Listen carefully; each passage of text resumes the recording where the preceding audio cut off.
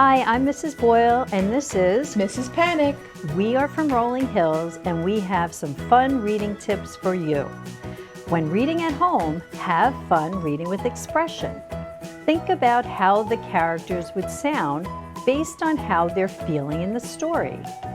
This will also help you gain a better understanding of what you are reading. Match your voice to show how the characters feel.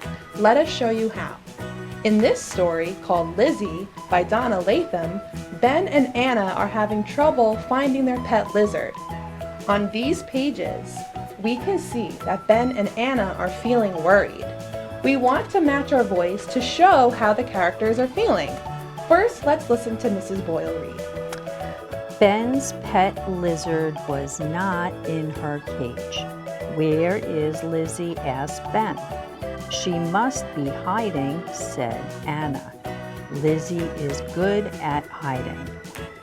Does that show how Ben and Anna are feeling? No. Now listen to Mrs. Panic read. Ben's pet lizard was not in her cage. Where is Lizzie? Asked Ben. She must be hiding, said Anna. Lizzie is good at hiding. Who do you think is reading with more expression?